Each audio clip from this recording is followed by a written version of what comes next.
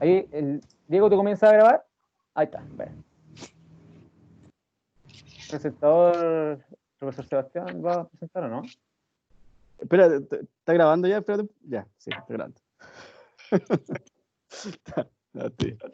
Ya, entonces estamos en la sesión 12 ya, vamos a cerrar el ciclo de charlas de este semestre del Grupo GEMA. Tengo el gusto de presentar a un querido amigo, Juan Pablo Gutiérrez, plaguicidas, enfermedades respiratorias, infectocontagiosas, modelos matemáticos. Bueno, me costó decirlo, Juan Pablo. Adelante, Juan Pablo, muchas gracias. Bueno, gracias por la invitación a todos. Lo que hoy día les vengo a presentar es una matemática más aplicada, en el cual les vengo a presentar la dinámica entre los plaguicidas, ¿cierto?, y las enfermedades respiratorias infectocontagiosas a través de modelos matemáticos. Entonces, en primera instancia, no me corre el... Un segundito, es que no me corre las diapos. Ahí sí, ya. Ok, entonces les voy a presentar esa dinámica. Para eso, primero les voy a definir un poco lo que son los plaguicidas, sus respectivas consecuencias, algunos antecedentes relevantes, lo cual conllevó a la propuesta de estos modelos, su respectiva relación, que uno se puede preguntar qué relación tienen con la enfermedad respiratoria en general. Posterior a eso ya comenzamos con los modelos matemáticos y una pequeña discusión y conclusión a plantear. Entonces, en primera instancia ¿qué son los plaguicidas? Los plaguicidas se definen como cualquier sustancia química tóxica destinada a controlar o erradicar ciertas plagas. Son ampliamente utilizados en la agricultura, en las cosechas, en el hogar. Y estas imágenes a todos nos parecen muy familiares. Pregunta, ¿se ve el cursor, cierto? Sí, sí se ve. Ya, para ir indicando de vez en cuando. Entonces, los plaguicidas básicamente son esas sustancias químicas tóxicas. Este plaguicida, una de sus clasificaciones según su efecto. Es decir, si van a eliminar ciertos insectos, se conocen como insecticidas, que son los que uno comúnmente conoce en la casa, ¿cierto? Tenemos los que matan también arañas y ciertas garrapatas, que se conocen como la acaricida, los fungicidas que eliminan hongos y así sucesivamente. Principalmente existen tres vías de exposición, que es la dérmica, es decir, a través de la piel, inhalación y digestiva. ¿Cuándo ocurren estos casos? Por ejemplo, alguien puede ir caminando y en un predio cercano pueden estar aplicando estas sustancias tóxicas y uno, a un radio cercano que es menor a los 500 metros, ya tiene cierta inhalación de estas sustancias. La digestiva, que puede ser a través ya sea de un alimento que tiene un componente alto de toxicidad, una manzana, alguna fruta, verdura, o simplemente que alguien se quiera suicidar. También hay casos de suicidio, ¿cierto?, que ingieren este líquido. Y la otra a través de la dérmica, que decir a través de la piel. Alguien puede manipular esta sustancia, como podemos ver el dibujo de acá, en donde no lleva ciertos elementos de protección necesaria, que es decir, la antiparra, ropa larga, y así se pueden producir este tipo de intoxicaciones. Las intoxicaciones se dividen en dos, en las intoxicaciones agudas y las intoxicaciones crónicas o graves. La intoxicación crónica son intoxicaciones a dosis bajas, pero continuamente, o más repetitivo. En cambio, las intoxicaciones agudas son dosis alta y en tiempos más prolongados. En lo que yo les voy a presentar nos vamos a enfocar en la intoxicación aguda, es decir, cuando uno se intoxica y generalmente lleva al centro de salud. La forma de que uno puede presentar esta intoxicación es a través de la eliminación, como les dije hace un momento, la importación o fabricación, puede ser el transporte, el almacenamiento, que es muy común cuando uno tiene en el hogar, ¿cierto?, estas sustancias tóxicas, y típica que el cabro chico por metido empieza a indagar ahí en los muebles ocultos y toma la sustancia tóxica y la manipula y se produce esta intoxicación. Y todo esto involucra, ¿cierto?, el ciclo de intoxicación aguda por plaguicida. Como datos a señalizar lo que ocurre en nuestro país, en el año 2019 se presentaron un total de 496 casos de intoxicación aguda por plaguicida, cuya concentración se abarca entre la región de Valparaíso y la región del Maule, incluyendo también la región de Arica-Parinacota. Si ustedes se fijan, la mayor cantidad está en la región metropolitana, pero la incidencia es menor que la región de O'Higgins y la región del Maule, y esto es porque la región metropolitana, ¿cierto?, tiene un número mayor de habitantes. Entonces, en verdad, donde está la preocupación está en la región de O'Higgins, en la región del Maule, y también en Arica y Parinacota. Los plaguicidas, en los 496 casos que se reportaron en el año 2019, la mayor cantidad lo conlleva, ¿cierto?, los insecticidas, que son los más utilizados prácticamente. Y además del organismo que controlan, también se pueden clasificar de acuerdo a su grupo químico, que tenemos, si es con respecto al fósforo, tenemos el organofosforado, tenemos el organoclorado, el carbamato, el piretroide, donde la mayor cantidad de casos se presenta en los piretroides, y además en el organofosforado, y estos dos pertenecen al grupo de los insecticidas. Un dato importante es visualizar esta clasificación a través de su toxicología, que se divide prácticamente en 4 grupos. Y estos grupos se representan en colores: rojo, amarillo, azul y verde, en un orden de toxicidad decreciente. Entonces, cuando uno va al supermercado y compra esta sustancia tóxica, ¿cierto?, uno tiene que fijarse en el etiquetado.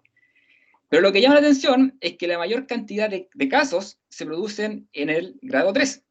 Y eso tiene relación un poco al cuidado, porque uno, cuando hay poca toxicidad, ¿cierto?, uno dice, no me va a pasar nada, y uno lo manipula con mayor libertad.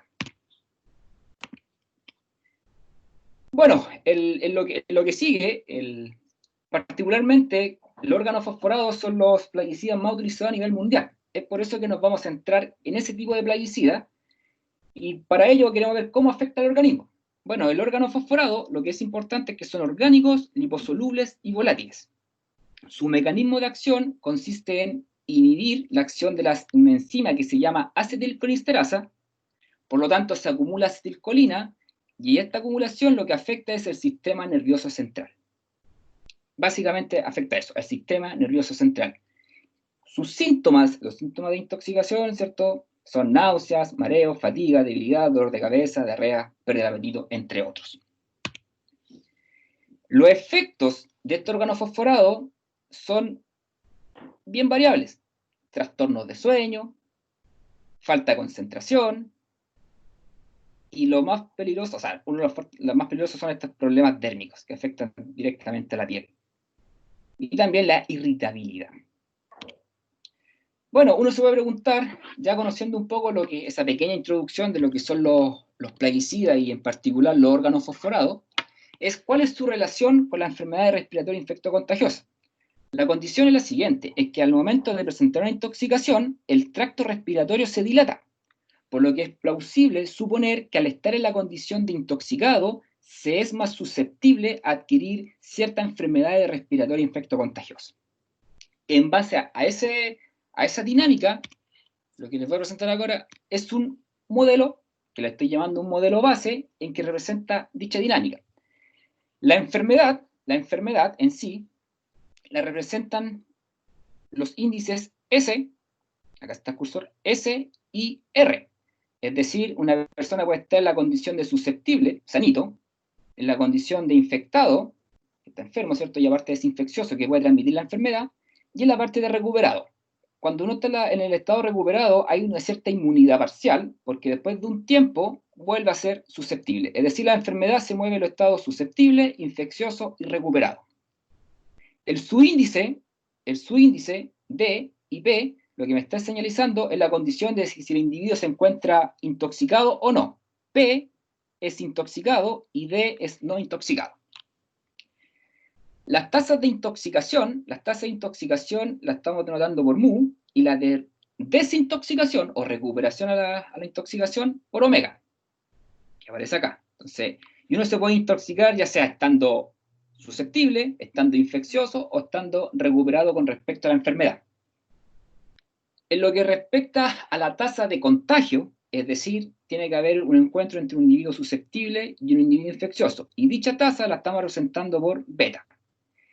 Y acá hay una diferencia entre un contagio ya relacionado a si estoy o no intoxicado, porque si estoy intoxicado, es más probable que uno adquiera este tipo de enfermedades. Por lo tanto, el beta sub P, que me señala la tasa de contagio, cuando un individuo está intoxicado, va a ser mayor a beta sub D. Luego, el individuo también, con respecto a la enfermedad, si estoy en una condición de infeccioso, no siempre va a permanecer infeccioso. Luego de un tiempo pasa a ser recuperado. Gamma es la tasa de recuperación. Por lo tanto, como gamma es la tasa de recuperación, 1 sobre gamma vendría siendo el tiempo promedio que un individuo permanece infeccioso. Eso es muy importante.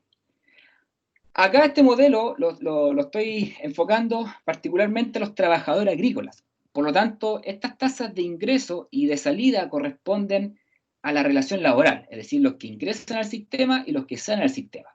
Y ahí están explicados, creo yo, ¿cierto?, todas las tasas respectivas. Este modelo es el modelo base, que es muy básico, es representado por el siguiente sistema de ecuaciones diferenciales ordinarias, donde es un sistema de 6 ecuaciones, muy simple, en donde acá tenemos, ¿cierto?, el ingreso, que todos ingresan sano y no intoxicado. Acá hay una pérdida en este grupo que con respecto a los susceptibles que se encuentran, ¿cierto?, con lo infeccioso, ya sea intoxicado o no, y con su respectiva tasa. Y ese grupo, si se produce el contagio, queda acá. Y así sucesivamente con el resto de los parámetros. Acá, por ejemplo, están los que se intoxican. Entonces, si yo me intoxico, ya quedo en el grupo de los susceptibles intoxicados. Por eso aparece aquí con positivo el MU-SD. Y así es la forma de ir construyendo estos modelos, que son mediante ecuaciones diferenciales ordinarias. Algo muy simple. Entonces, cuando uno presenta estos modelos, en verdad lo que en epidemiología lo que buscan es ver bajo qué condiciones una enfermedad se puede propagar o no. Y para eso es lo que uno establece lo que se conoce como el número reproductivo básico. El número reproductivo básico se define como el número esperado de casos secundarios producidos por un primer infeccioso en una población completamente susceptible. Es decir, un infectado a cuántos puede contagiar. Básicamente, dicho bien coloquial, ese es el número reproductivo básico. Un infectado a cuántos puede contagiar. Y es así que se da que si el número reproductivo básico es mayor que 1, la enfermedad se propaga. Si el número reproductivo básico es menor que 1, la enfermedad no se propaga. Y acá hay un ejemplo. En el caso del número reproductivo básico que sea 2, quiere decir que este infectado, ¿cierto?, a esta población puede contagiar a 2 individuos más, y ese infectado a otra población a otros 2, y así se empieza a propagar la enfermedad. En términos de interpretatividad, el número reproductivo básico depende de 3 factores. Uno es la duración de la infección, o el tiempo promedio en que dura un individuo infectado, el contacto que se produce y la probabilidad de transmisión. Estos 3 factores de sumamente importancia. ¿Por qué? Porque puede haber que un individuo esté infeccioso, que tenga una alta probabilidad de transmitir esa infección, pero si no produce ningún tipo de contacto, la enfermedad no se va a propagar. Entonces, cada uno de estos factores depende del número reproductivo básico. En términos matemáticos, este número reproductivo básico generalmente se determina por la matriz de la siguiente generación, que en el año 2002, Pauline van der Driech estableció, ¿cierto?, unas condiciones y un teorema en el cual facilita y deja bien amigable la teoría en cuanto al cálculo de este valor. Lo que ella establece, ¿cierto?, primero son 5 condiciones. Ella realiza lo siguiente: yo tengo mi sistema de ecuaciones diferenciales ordinarios, es un paréntesis, enfocado en el sistema de ecuaciones diferenciales ordinarias. Después voy a hablar un poquito del otro tipo de sistema. Entonces, cuando establece este sistema, lo ordena, se debe ordenar de tal manera que en estas componentes, ¿cierto?, se representan las tasas de infección, es decir, como los betas que aparecen en los modelos. Todos los nuevos casos infecciosos, menos el resto. Y el resto corresponde a los que salen y a los que ingresan al sistema. Entonces, se trata de volver a reescribir el sistema. Y lo otro, que las primeras ecuaciones, por eso las primeras m ecuaciones, hay que ordenarlo de tal forma que aparezcan los estados infecciosos. Es decir, si nosotros nos vamos al sistema, este sistema habría que ordenarlo de tal manera que las primeras ecuaciones aparezcan estos 2 estados, porque estos 2 estados corresponden a los estados infecciosos. Y el resto hacia abajo. Y acá estarían los nuevos infecciosos y esto es lo que yo le mencionaba como el resto. Entonces aquí estos serían correspondientes al B+, y este sería el B-, que es lo que aparece aquí. Bueno, y las condiciones son bastante clásicas. Lo que se espera, ¿cierto?, es que los estados sean no negativos. Y si se habla con X, ya, eso es importante mencionar. El X sub 0, lo que se conoce es como el equilibrio libre de enfermedad. Eso es un punto de equilibrio en donde se asume que todos los estados infecciosos son nulos. Por eso se habla del libre de enfermedad. Entonces se encuentra el equilibrio del sistema sin considerar los estados infecciosos. Bueno, en síntesis, el resumen de las 5 condiciones que ven en pantalla, básicamente se enfocan a que todos los compartimentos sean compartimentos positivos con sus respectivos estados. Bueno, en base a esas condiciones se establece un lema. El lema dice que si nosotros tenemos un equilibrio libre de enfermedad, ¿cierto?, y que satisface las condiciones A1 a 5, y aquí viene lo importante.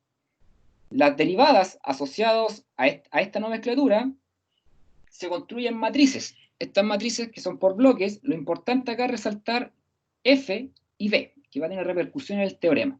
Bueno, esas matrices, ¿cierto?, cumplen ciertas condiciones, sobre todo FB, B que es no negativa, y que B es una M matriz no singular, y todos los valores propios de J4 tienen parte real positiva. Por lo tanto, se establece el teorema que dice que si X sub 0 es un equilibrio libre de enfermedad de ese modelo, que está escrito de esta forma, entonces X sub 0 es localmente asintóticamente estable si el número reductivo básico es menor que 1. Y el número reductivo básico se define como el radio espectral del producto de la matriz F por la inversa de B. De la matriz F por la inversa de B. Pero es inestable si el número reductivo básico es mayor que 1. Y desde ahí se desprende a que si el número reductivo básico es menor que 1, la enfermedad se controla. Y si es mayor que 1, la enfermedad se propaga. Entonces, mencionado eso, la forma de determinar la matriz de la siguiente generación, ¿cierto?, el cálculo del número reductivo básico, vamos a proceder a utilizar este método para calcular el número reductivo básico del modelo propuesto. Entonces, en primera instancia, tenemos, entre comillas, 2 formas de calcularlo. Uno por la interpretación, que eran esos 3 factores que involucraban al número reductivo básico, que era el tiempo promedio en que un individuo permanece infeccioso, la tasa de contacto y la prueba de transmisión, y la otra mediante la matriz de la siguiente generación. Si nos enfocamos solamente en la primera fila del modelo, es decir, lo que está acá, lo que se aprecia es el clásico modelo SIRS. Susceptible, infeccioso, removido y vuelve a ser susceptible. Y en la literatura uno dice, número reductivo básico, aparece algo así, un beta sobre gamma más D. Bueno, si uno realiza la interpretación, ¿qué me está diciendo ese beta sobre gamma más D? Uno lo puede descomponer de esta forma. Y claro, si observamos que el número reductivo básico, con la interpretación de esos 3 factores, uno de los factores era el tiempo promedio que permanece infeccioso. Gamma es la tasa de recuperación, por lo tanto, 1 sobre gamma es el tiempo promedio que un individuo permanece infeccioso. Y aquí aparece un más D, porque también hay que sacar del sistema, ¿cierto?, los individuos que salen de infecciosos. Por eso aparece 1 sobre gamma más D.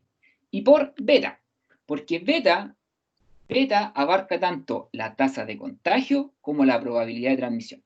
Entonces ahí se involucran los 3 factores.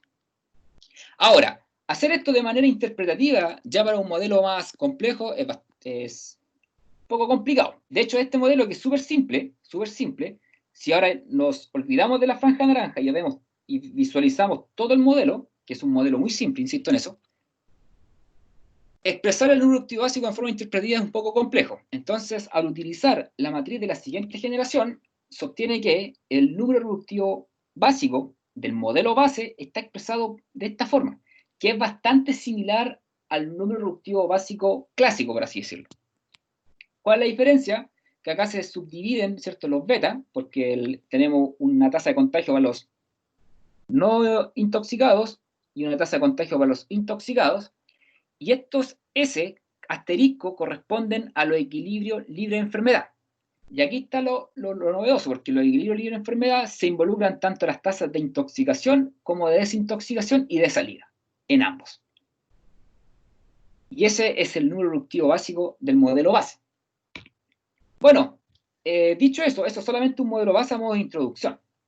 Dicho eso, mediante un estudio que realizamos el año 2019, se evaluó mediante intervención educativa la percepción del riesgo de estudiantes en escuelas donde se aplican plaguicidas muy cercanos a ellos. De hecho, esto fue aquí en la comuna de San Clemente. Bueno, y además se evaluó, ¿cierto?, las concentraciones de metabolitos en la orina para ver cuáles son sus grados de intoxicación. Este es un estudio netamente aplicado, ¿eh? Aquí en este estudio matemática realmente no hubo, yo fui invitado, y lo que agradezco a este estudio es que ya me fui interiorizando en el lenguaje y en la forma de conversar con gente que no conoce o no entiende bien la matemática. Por lo tanto, acá es un estudio que sirvió bastante, por eso lo pongo en la presentación. Y aquí observamos que los tratamientos educativos hacia los niños son efectivos en términos de la disminución a las tasas de intoxicación. Esos tratamientos educativos consistían, no sé, en decir, que cuando aplicaran plaguicidas se encerraran en sus salas, la actitud del consumo de alimentos, siempre de lavarlo, es cambiar el hábito. Y fue factible porque se hicieron mediciones y en la última medición disminuyó la tasa de intoxicación. Bueno, en un paréntesis, se encontraron también restos de plaguicidas que estaban prohibidos en Chile y se hizo un llamado a las autoridades en aquel momento y tomaron ciertas cartas del asunto, Ok, entonces, en base a este estudio que sabemos que el tratamiento educativo es efectivo para disminuir, ¿cierto?, la tasa de intoxicación, lo que se realizó al modelo base, ¿cierto?, al modelo base, se le aplicó la distinción entre los individuos que reciben tratamiento y los que no. Si ustedes se fijan, lo que aparece acá es exactamente el modelo base, y lo que le estamos incorporando es un segundo subíndice, que es T y N. N son los individuos que no reciben el tratamiento, y T los que sí reciben el tratamiento. Y la fracción phi es la fracción de individuos que reciben el tratamiento, y lo estamos aplicando ya sean en los individuos que están sanos, susceptibles, o los que están recuperados, porque estamos asumiendo que los individuos que están enfermos, que están infectados, no van a querer recibir intervención educativa, debido a que, no sé, estamos asumiendo que se sienten mal, no van a asistir. Es una suposición simplemente. Bueno, dicho esto, el sistema que modela esa dinámica, ya el sistema de ecuación diferencial ordinaria se empieza a complejizar. Ya tenemos un sistema de 2, 4, 6, 8, 10 ecuaciones. Y bueno, acá lo que se obtuvo, ¿cierto?, es entender el número reductivo básico mediante la matriz de la siguiente generación. Y se obtuvo eso. Entonces, cuando uno mira ese valor, a un epidemiólogo, ¿cierto?, o alguien del área de salud, mira eso y te va a decir, ¿qué es esa cuestión? Eso hay que ser bien claro. Entonces, la idea del modelaje es intentar ser lo más transparente en el área, enfocar una matemática muy simple para que las personas del área más aplicada entiendan. Bueno, pero si uno se empieza a observar, en el primer sumando aparece asociado generalmente las personas que no reciben tratamiento, y en el segundo sumado los estados que sí reciben tratamiento. Entonces, lo que realicé acá es separar este sistema, extraje un subsistema. ¿Qué pasa si no hay tratamiento educativo? Entonces, si no hay tratamiento educativo, ninguno tratado. Y el sistema se reduce a este sistema de 5 ecuaciones.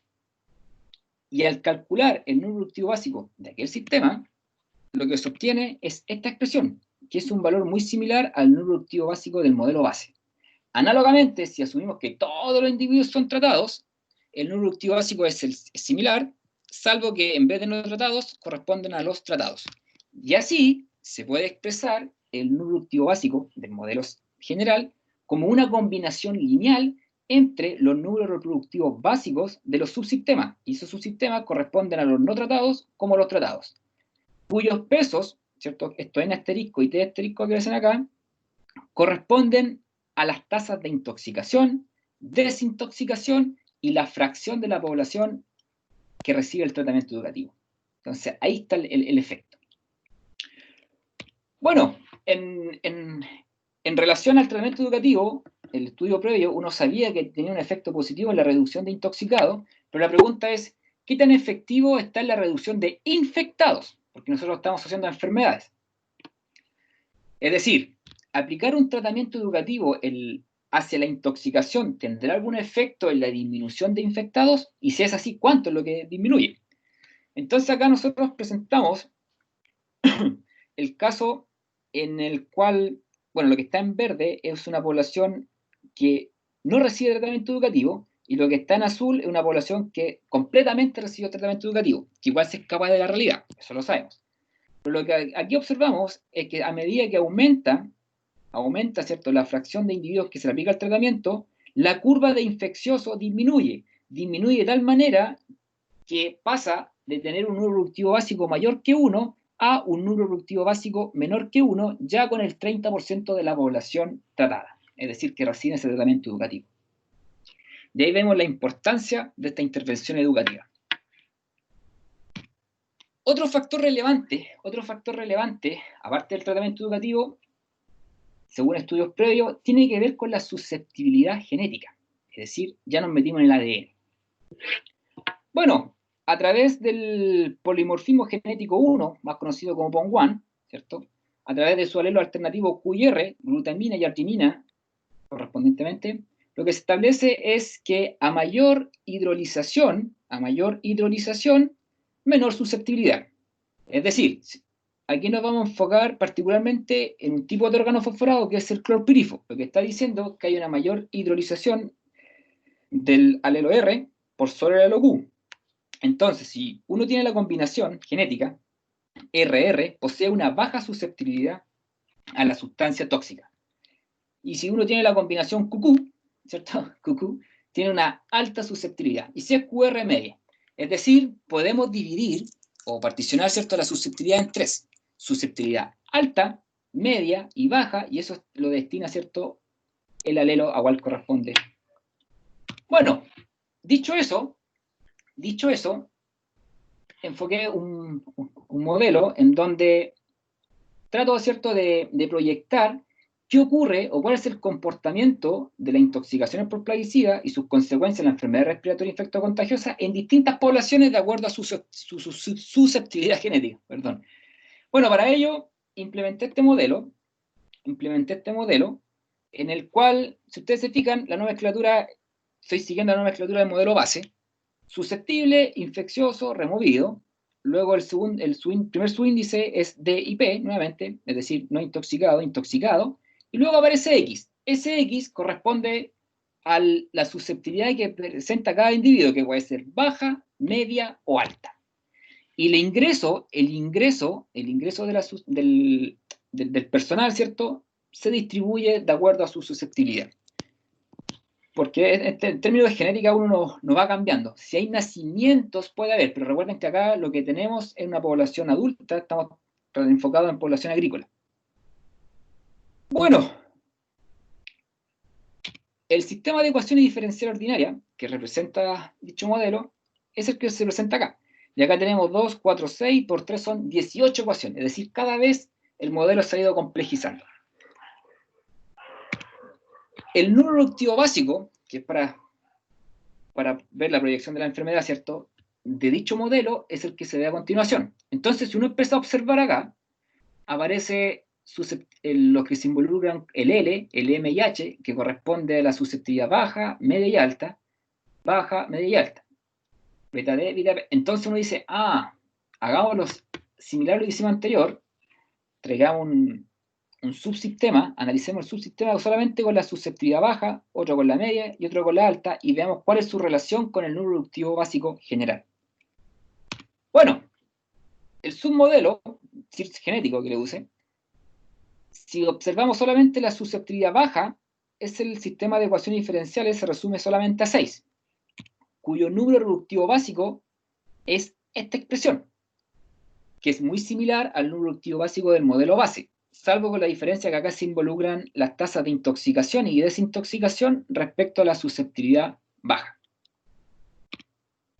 Bueno, análogamente se puede hacer esto mismo con la susceptibilidad media y alta y se van a obtener resultados similares. Por lo tanto, el número reductivo básico se puede escribir como una combinación lineal entre los números reductivos básicos de la susceptibilidad baja, media y alta, cuyos pesos corresponden a la distribución genética. Eso es sumamente importante. Bueno, entonces dijimos, ¿qué ocurre acá?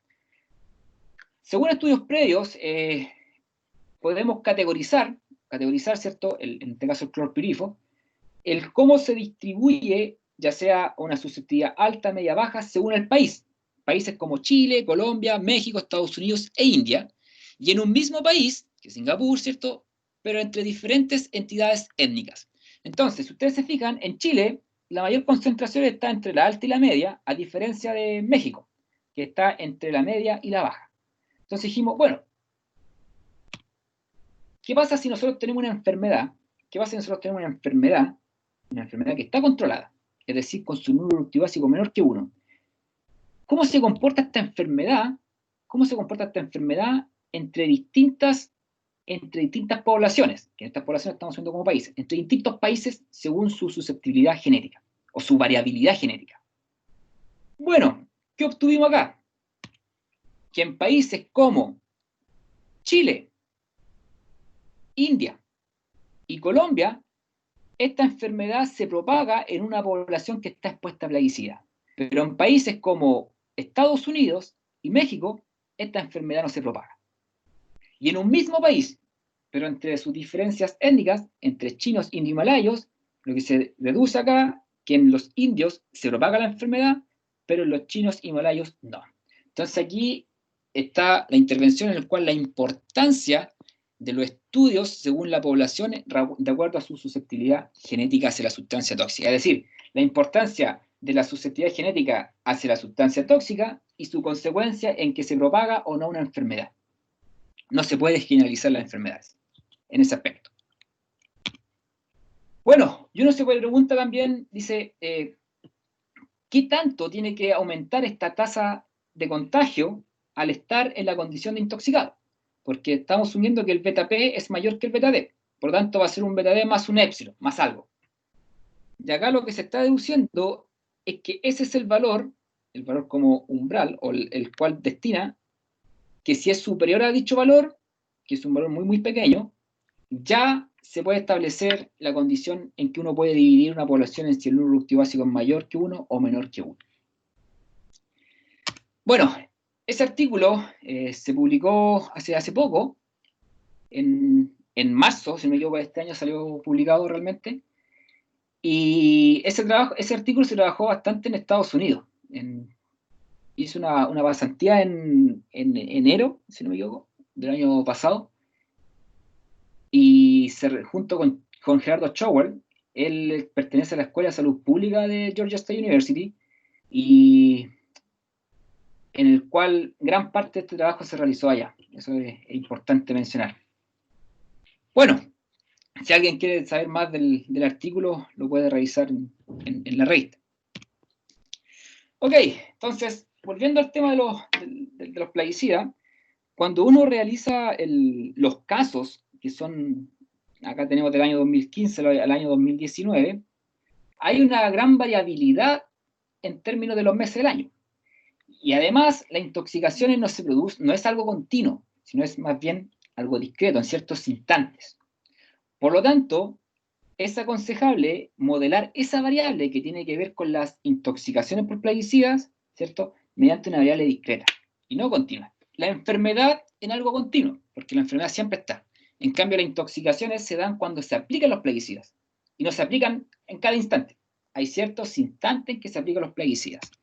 Y para aquello es lo que aparece en las ecuaciones diferenciales impulsivas, en donde la ecuación diferencial impulsiva, ¿cierto?, es un sistema de ecuaciones que se ve perturbado en ciertos instantes. Y esas perturbaciones gráficamente se ven como saltos. Es decir, hay una variable de tiempo continua, lo que podemos ver aquí en rojito, ¿cierto?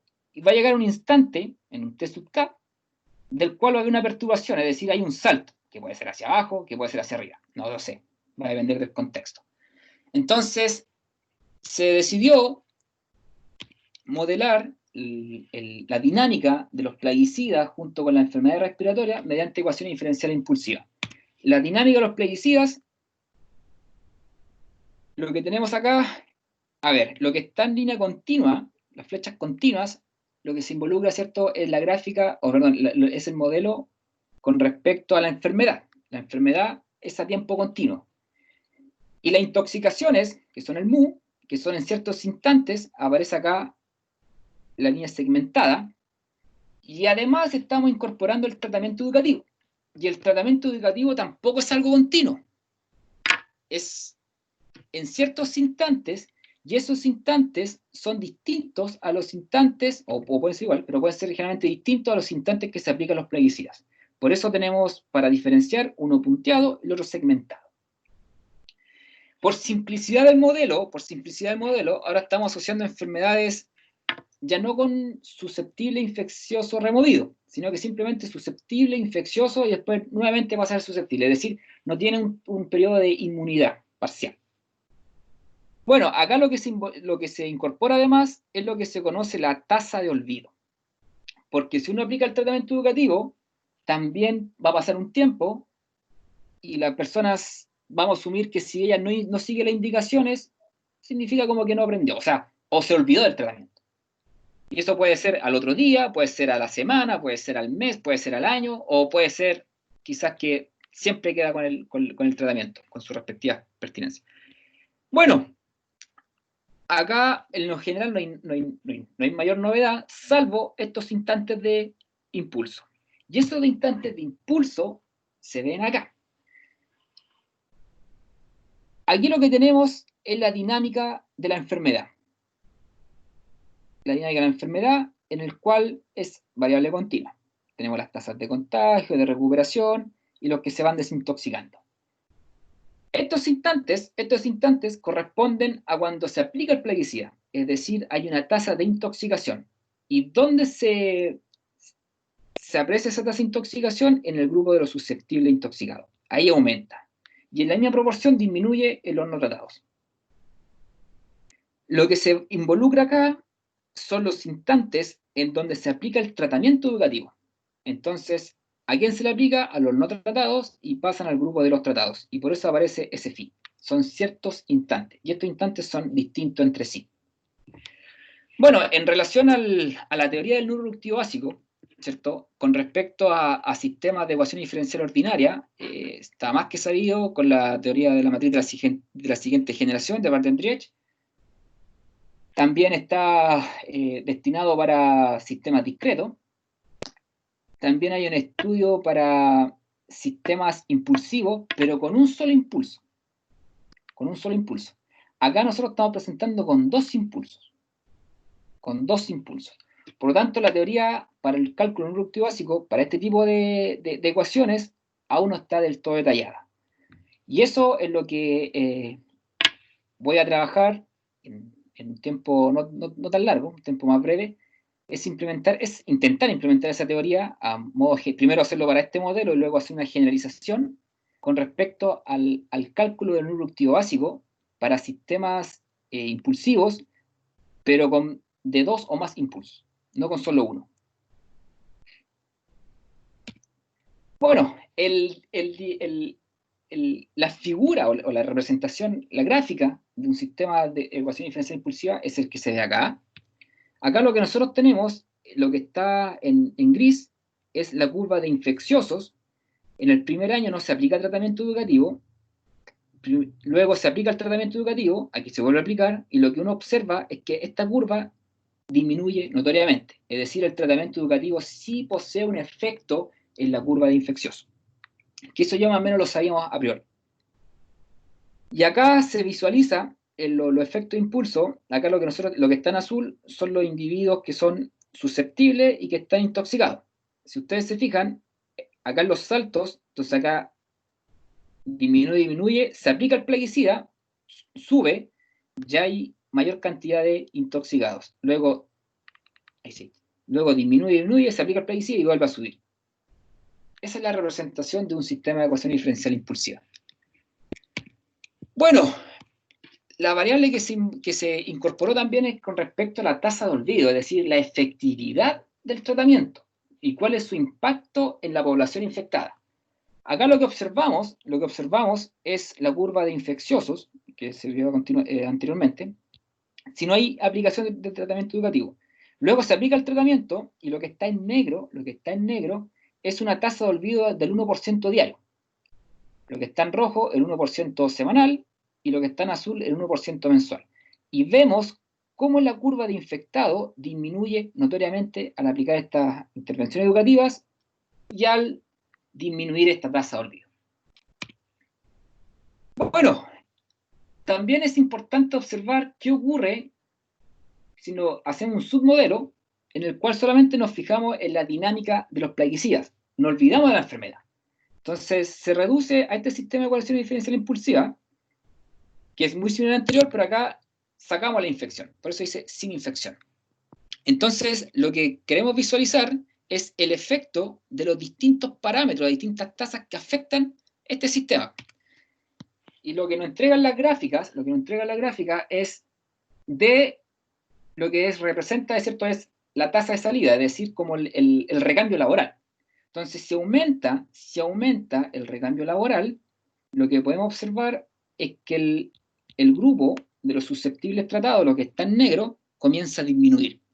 Y claro, si el tratamiento educativo se aplica una vez al año y durante el año hay un gran recambio laboral, en verdad no va a ser tan significativo.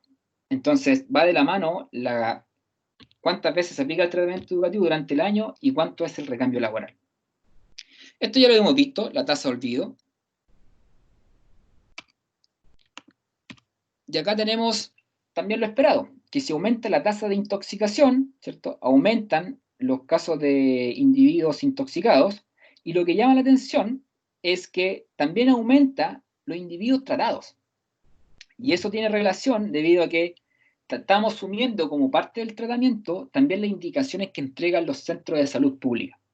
Porque así, si hay más intoxicados, significa que hay más gente que va al centro de salud pública, al servicio público, ¿cierto? Y recibe el tratamiento. Entonces, por eso también aumenta esta curva.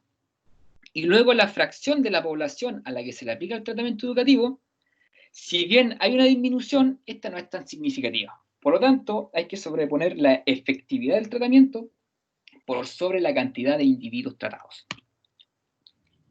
Respecto al modelo impulsivo, también se visualizó a grandes rasgos, los costos en salud pública.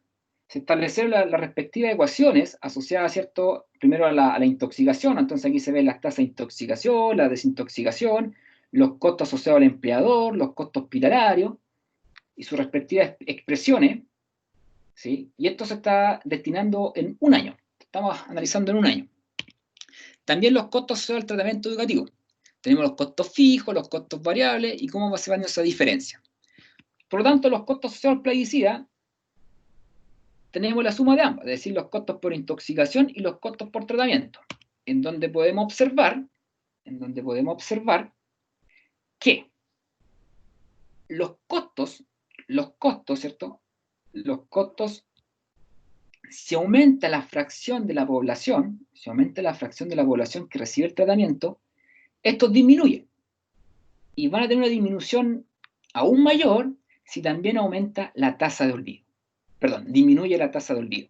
Es decir, lo que hay que sobreponer es, si bien aumentar la fracción que se le aplica al tratamiento, pero lo que hay que poner las cartas sobre la mesa es la efectividad del tratamiento, es decir, que las personas tratar de que cumplan las indicaciones propuestas.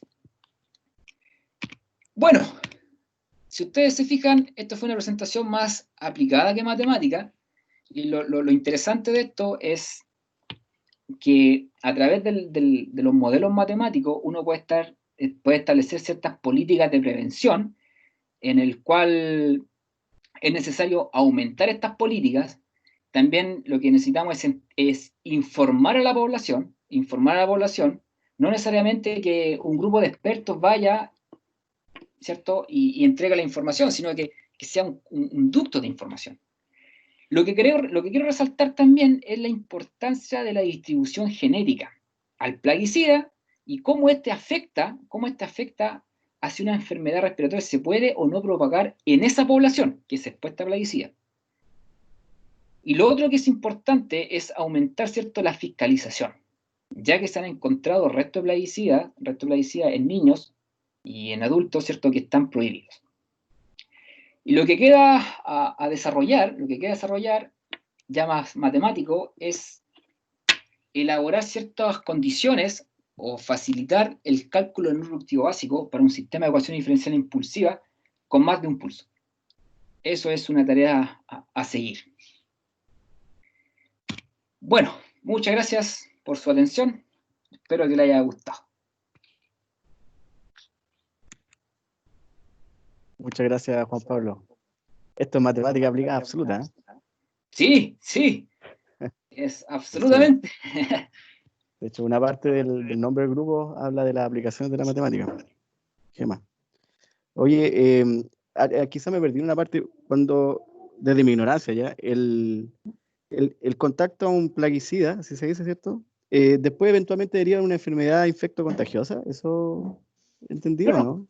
lo que pasa es que cuando existen estas intoxicaciones por plaguicida, el tracto respiratorio se dilata, como que se te abre, por así decirlo, bien coloquial, como que se te abre un poco los pulmones, por así decirlo, ¿cachai? El tracto respiratorio se dilata, por lo tanto, uno es más propenso a adquirir este tipo de enfermedades. La bronquitis está altamente relacionada. Entonces, claro, tú te intoxicas, pero a la vez tus defensas disminuyen hacia este tipo de enfermedades. Eso es lo que ocurre. Ahí viene la relación, claro. Y ahí viene la relación. Claro, esa es la relación. Oye, y en relación al número reproductivo básico, no hay una forma general de obtenerlo, ¿cierto? No es una... Sí. Lo que pasa es que para los sistemas de ecuación diferencial ordinaria, los sistemas discretos y para los sistemas impulsivos, pero con un pulso, está la teoría. Y es relativamente nueva, porque, por ejemplo, para los sistemas impulsivos, el año 2000, si no me equivoco, 2009, comenzó el estudio más riguroso a esa técnica. Y ya el 2018 como que se estableció bien. Y claro, y esta teoría sí está para calcular el reproductivo básico, pero hay sistemas que no se puede con la teoría. Entonces hay que buscar otra alternativa, o quizás volver más al pasado, porque en el pasado había como un estudio un poco más complejo de entender, por así decirlo, porque se involucraba mucho en integrales y algunas series, y lo que hace la matriz de la siguiente generación que propone Van der Driech es simplificar todo eso. Entonces, cuando uno va a las presentaciones de los modeladores, generalmente ese es el método que se utiliza. De hecho, ni se pregunta, porque todos asumen que utilizan ese método. Claro. ¿Mm? Y en general, siempre es como se puede escribir como combinación lineal de números reproductivos básicos de subsistemas, ¿o no? ¿O eso no es un resultado general? Porque me di cuenta que tú, cada vez que agregabas cosas, como que se expresaba como combinación lineal de números reproductivos básicos de subsistemas, según lo que entendí. Sí. Eso, claro, mi presentación como que tiende a dar a pensar eso. No sé, pero no es así. Lo que pasa es que como yo comencé de un modelo base, y a ese modelo base le fui incorporando cosas. Entonces está todo relacionado a ese modelo base. Y por eso queda como en combinación lineal de estos subsistemas. Pero en general se puede establecer, en general se puede establecer relaciones a los subsistemas, pero no como combinación lineal. Puede haber otros factores que alteren. Claro. Oye, y lo último ya, porque me estoy extendiendo mucho. Cuando uno va agregando factores, digamos, a los distintos que tú mencionaste, ¿cómo se van elaborando los sistemas de ecuaciones? ¿Hay una manera estándar de hacerlo o eso también es parte de la creatividad del investigador o ver las condiciones, la hipótesis de la situación en particular? Sí, mira, como que uno parte de algo estándar relacionado a lo que me refiero a los clásicos modelos SIR, por ejemplo, el tema del... vamos al coronavirus, el tema de que hoy en día todos están hablando. El coronavirus se mueve bajo generalmente de un modelo SEIR, donde yo acá presenté un modelo SIR, pero se le incorpora el otro estado que es de latencia, o de incubación que se llama. Entonces, uno lo que realiza es cómo se comporta la enfermedad y si se clasifica como un modelo CIS, como un modelo SIR, un SEIR, o algo que uno le vaya incorporando. Pero eso es como lo básico. Y luego lo que uno le incorpora son estos parámetros que tú me mencionas, y eso ya sí va en la creatividad del modelador. Porque lo que tú quieres representar, lo que tú quieres observar. No sé si me explico en esa parte del... Sí, Pero ahí sí sí. va netamente la creatividad. O sea, todos estos modelos que yo presenté no están en otros lados. O sea, son modelos totalmente creados. Pero sí uno Pero se... es que ¿Cómo? a mí en particular me cuesta imaginarme un poco cómo modelar cosas. Eso. Como bastante alejado un poco a mi área, por eso me llama la atención. Sí, Cómo surgen las no, ecuaciones. sí, y por eso, o sea, en un principio cuesta. Bueno, porque ustedes saben que yo igual vengo de la formación matemática en un principio, en el término de magíster, Claro, y después cuando ingresé al doctorado, cuesta bastante en un principio, porque acá te dicen, oye, tú tienes que conversar con un epidemiólogo, con un ecólogo, y saber conversar. Y a veces ocupan un tecnicismo, y si no estás al tanto, te perdís. Es como que llega un ecólogo y están hablando matemático, con técnicas matemáticas, el tipo no entiende nada. claro. Entonces, y ahí, ¿y por qué hago mención de eso? Porque eso te ayuda a entender esta dinámica. O sea, uno no coloca una tasa o un parámetro porque sí, cada parámetro tiene un significado. Eso mismo que yo Claro. mencionaba, por ejemplo, ya, gamma, tasa de recuperación. Se entiende lo que es una tasa de recuperación. Ah, el tipo se recupera en un cierto tiempo. Pero uno pregunta, ¿y qué significa entonces uno partido en gamma? ¡Wow! Y ahí uno dice, el tiempo, promedio, y ahí hay que ir jugando con la interpretatividad.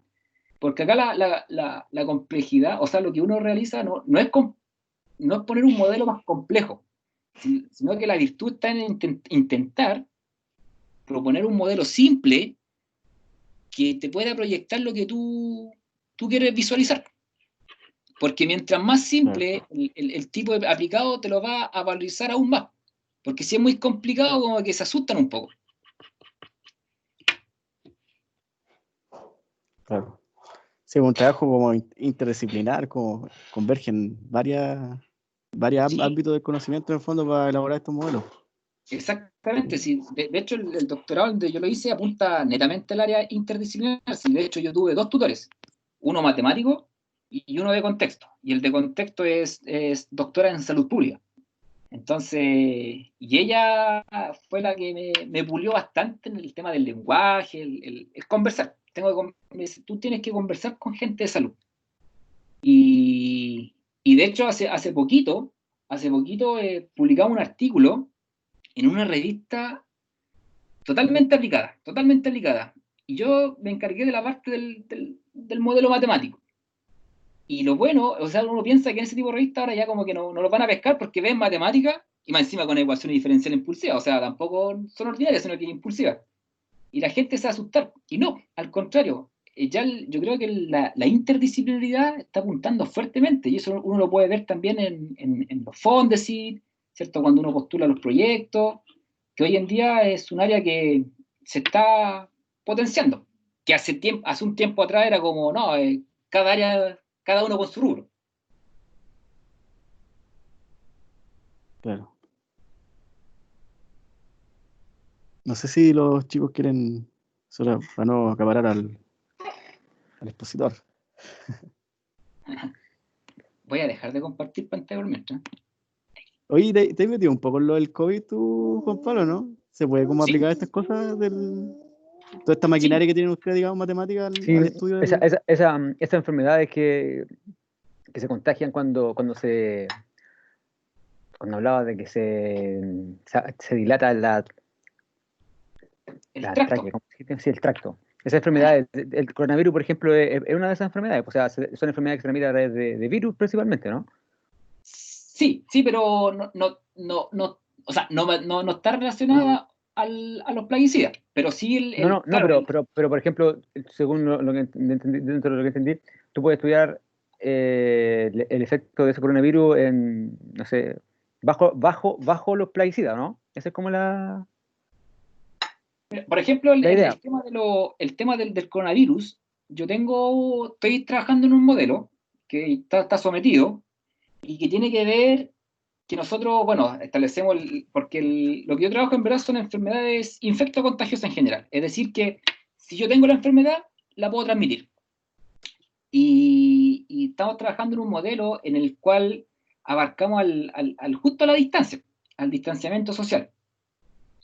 Porque existen países que, por ejemplo, el distanciamiento en Alemania no es el mismo acá en latino. Acá estamos acostumbrados a saludar de abrazo, hoy en día se usa mucho el saludo entre hombres de beso en la cara, y un alemán no te va a saludar de beso en la cara. Entonces, quizás para ese tipo de cultura, la propagación de enfermedades, del cual uno necesita un contacto, no es tan fuerte como la cultura nuestra. Entonces, por eso quizás en países latinos ha llegado tan alto el índice de contagio, por la forma que uno se desenvuelve. Y nosotros lo que hemos realizado también en ese estudio, ahí es particionar, ¿cierto?, la población como del comportamiento de cada uno, porque uno no se comporta en el trabajo como que se comporta en la casa, en tema de distanciamiento, o los alumnos en el colegio. En el colegio están pegados prácticamente. Entonces, sí, tengo trabajo en tema de coronavirus. Sí, de hecho, antes de comenzar la presentación le decía a Sebastián que debe haber presentado el coronavirus, está de moda, pero bueno, queda para otra. Claro. Y lo otro que he ido Oye, trabajando también en modelos del antivirus, de la tirofilaria, que son casos que se están dando fuertemente en Chile y no están muy bien investigados, porque hay modelos que hacen la dinámica del ratón, del roedor, del antivirus, pero no lo relacionan a la infección al humano, que en verdad es lo que nosotros queremos. Y de hecho hay casos que hay probabilidad de transmisión entre humanos, o sea, hay casos que se ha dado, pero son casos muy aislados, por lo tanto no es bueno todavía meterse ahí. Pero puede ser esta conmutación que lo que pasó con el coronavirus, y que si se da ese caso, el tema del ANTA va a explotar también. Y lo otro es la tirofilaria, que he ido investigando, y sí, hay un buen repertorio de modelos que se aplican bastante, ¿no? Y uno coloca en los buscadores modelos matemáticos, y el Zika, ¿cierto?, que fue bueno en su momento, el otro, el dengue, son modelos, hay una infinidad de modelos relacionados a ese tipo de enfermedades. Entonces aquí también la novedad es como buscar estas, entre comillas, enfermedades nuevas, entre comillas, y que se pueda modelar, o sea, proyectar. Lo que uno realiza son como parámetros, o bajo qué condiciones se puede propagar o no una enfermedad. Estas condiciones de umbral que uno establece.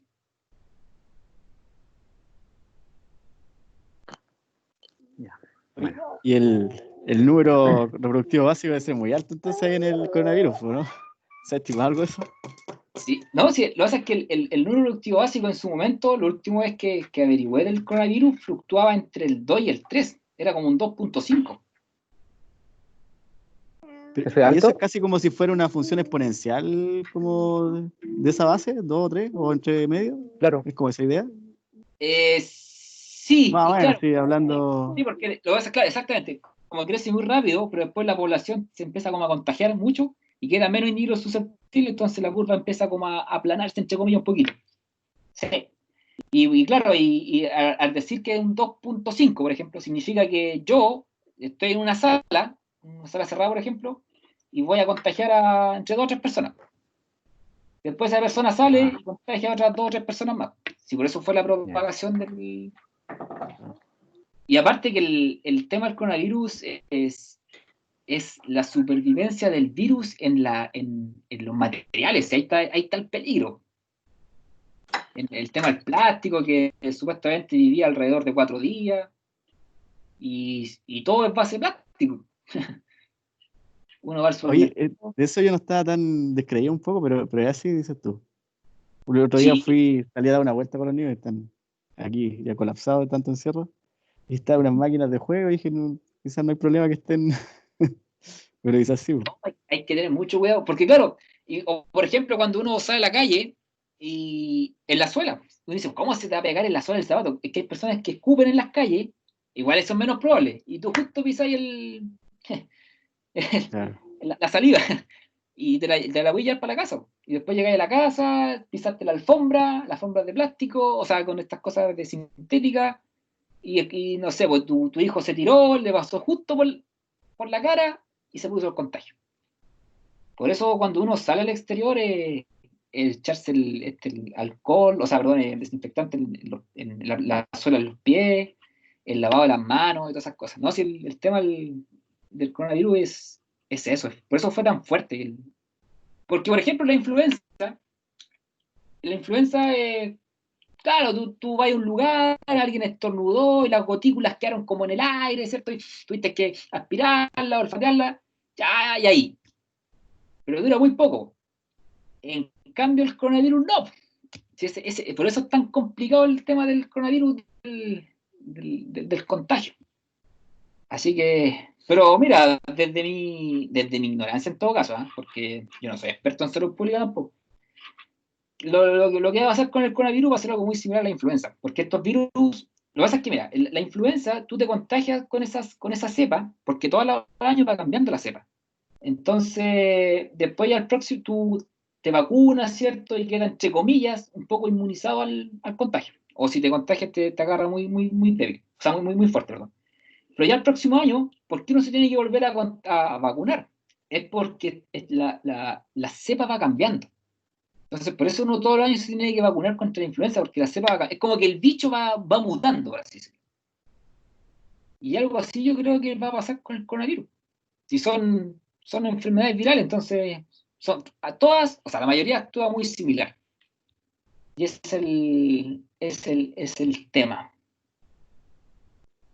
Yo la otra vez leí que tendía a perder fuerza. ¿Es así también o no? Que los virus se propagan durante un periodo y después tienden a perder la fuerza, digamos, digamos, el efecto que tiene sobre el individuo. ¿No es tan así? ¿Sabía algo al respecto? Pero es que, claro, ahí ¿Cómo, va a cómo, depender. cómo se así? Seba, tú habláis como por ejemplo, después del tercer, cuarto contagio, como que el cuarto contagio es menos peligroso que el primero, algo así.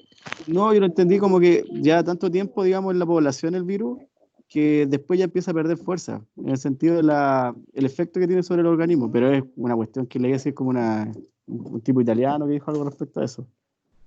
Pero no sé si será cierto. No.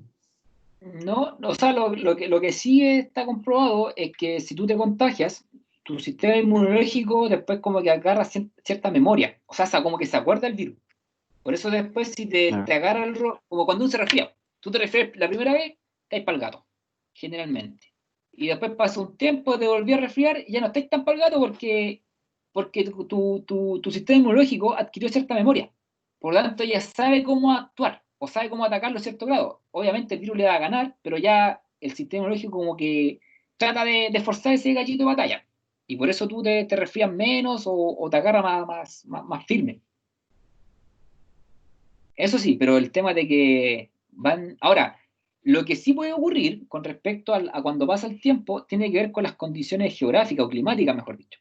Bueno, una geográfica y la otra climática. Y claro, porque los virus necesitan cierto rango de temperatura para sobrevivir. Y no sé, pues si por eso es que en verano empieza a disminuir porque el calor los va, como entre comillas, matando más rápido. No alcanzan a propagarse por el aire. Esa sí es una relación, pero que con el tiempo yo creo que está más asociado al sistema inmunológico de las personas, que aprenden cómo a vivir con el virus. Claro.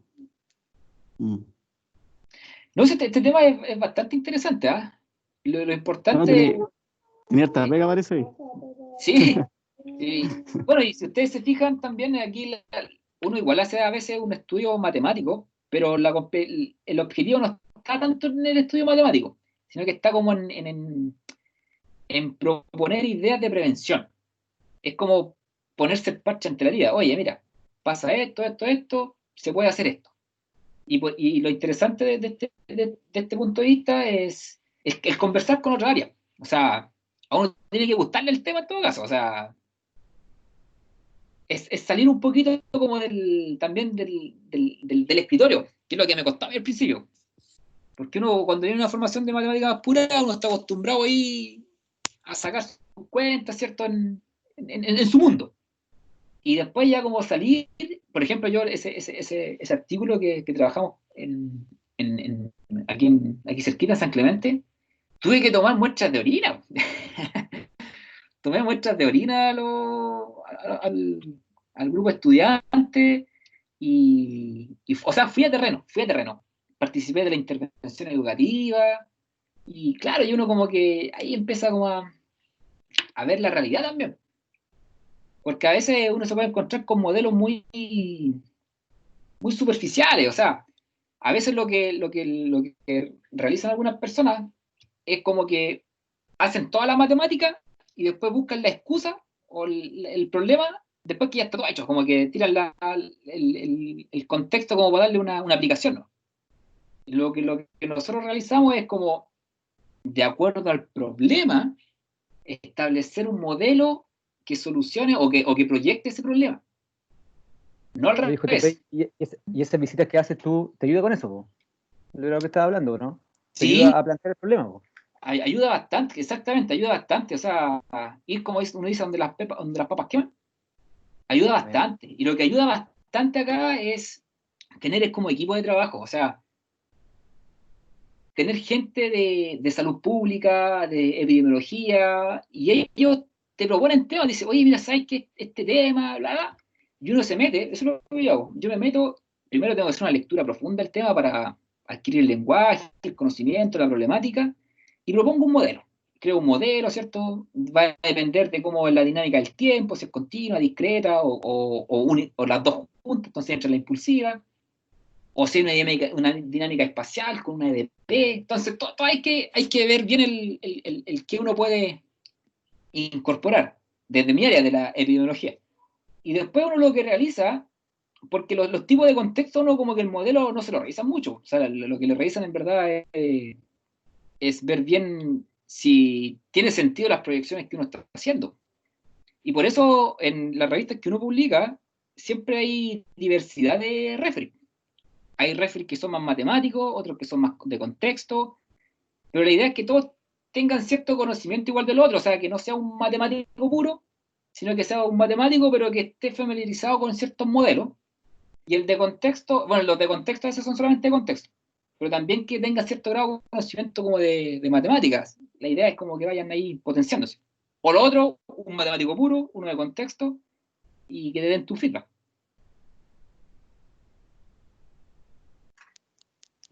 buena. Qué bueno. Sí, no, sí. Así que si Qué le bueno. interesa el mundo un poco más aplicado, cordialmente invitado a participar ahí. Yo he pensado moverme un poco más hacia lo aplicado, pero no sé. No he encontrado mi ámbito todavía. Sí, sí, interesante, ¿eh? JP. Sí, donde hay un mayor énfasis al estudio más de los sistemas, tiene que ver un poco más con el área de la ecología, con el efecto Ali que meten ahí entre medio, que ahí también hay un estudio quizá un poco más riguroso en matemáticas, más que en epidemiología. O sea, va a depender obviamente del modelo, pero en el área que yo estoy actualmente trabajando fuertemente, que la biología es bien, bien aplicado. Y, bueno, ustedes vieron la presentación, pues Ujú. esa es la idea.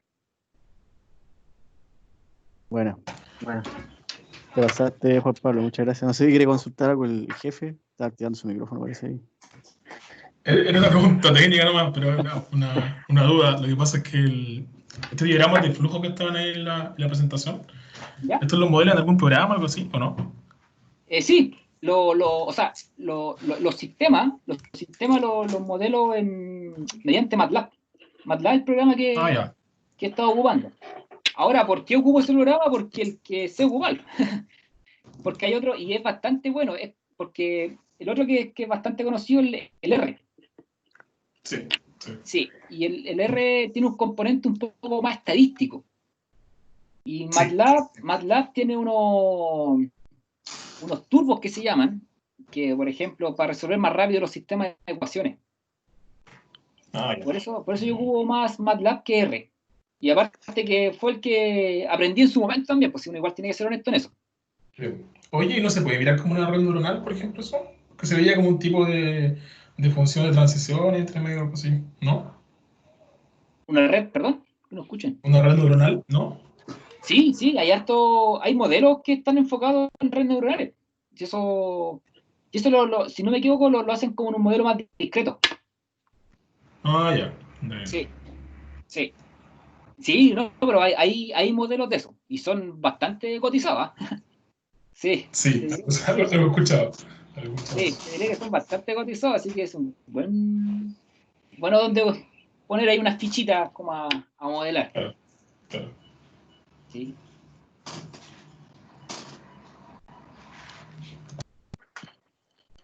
Muchas gracias, Juan Pablo. No, Fue muy, muy gracias a ustedes interesante. por la invitación y por la espera. Oye, el miércoles pasado estaba, pero pa'l gato. Es que no hay mejor. Oh, casi Qué bueno, me qué bueno. morí. Pensamos que era Casi. por el nombre de la charla tenía la culpa. Estaba Claro. intoxicado. No, y yo dije, capaz que yo dije entre mí, que yo dije, lo más probable es que esté intoxicado, pero no por plaguicida, sino que de chancho, no, pues si me comí unas cuestiones medias crudas ahí, y dije, intoxicado. Y no, fue un malestar fuerte, pero un malestar que me duró como 2 días. 2 días. Pero me hice el valiente, no quise ir al médico porque dije, capaz que me pegue el coronavirus yendo allá. Sí, pues, Así harta que gente fui a hace eso. a la medicina ancestral, esas típicas agüitas de hierba y harto líquido, pañito y un poco la fiebre. Oye, pero No, acá en Talca no hay mucha conciencia respecto al coronavirus, ¿ah? Yo lo noté, No. fui el otro no, día con mi hija al médico y tuve que pasar por el centro en auto, sí, no anduve paseando. Pero si te puedes dar cuenta, Y, cuando dan oye, la pero orden lleno de de que está gente. bajado, pues, Yo creo en ninguna toda la parte ciudad de parece Puerto. mucho. sí, eso mismo voy a decir. Lo que pasa es que la gente cree que con la mascarilla es inmune. Cree que poniéndose la mascarilla no le pasa nada. El problema está, yo te pongo un ejemplo, alguien, no sé, en el plástico dura alrededor de 4 días. Supongamos que tú andáis con tu mascarilla y no sé, pegaste ese plástico y ni siquiera tocaste la mascarilla, te tocaste el pelo. Llegaste a tu casa y tu hijo te agarró el pelo con las manos. Y los caros chicos, todos sabemos que las manos por todos lados, o sea, se la pasan por la cara, que se rascan la nariz, como todo en verdad. Y ahí el hijo se pega el coronavirus. Si el tema está si la importancia es no salir de casa e intentar, obviamente uno igual tiene que salir, pero de hecho lo recomendable es llegar a la casa y sacarse toda la ropa exterior. Polerón, zapatos, pantalón, cinturón. Y uno dice, pero ¿cómo tanto? Es que por eso la gente se contagia. Y el problema es que se contagia uno en la casa, se contagian todos. Y si tú te tienes las defensas bajas, lamentablemente, si te pilla mal parado, jodiste. Si no, no, obviamente, por eso dicen que los adultos tienen más riesgo a morir, pero es porque sus defensas son bajas, o los que tienen enfermedades previas, que son fuertes. Y lo que se usa mucho hoy en día, o sea, es un datito, cuando las enfermedades cuando se inician, como el coronavirus, se utiliza mucho lo que se conoce el plasma convaleciente. No sé si han escuchado eso. Sí, me suena, pero no tengo idea que.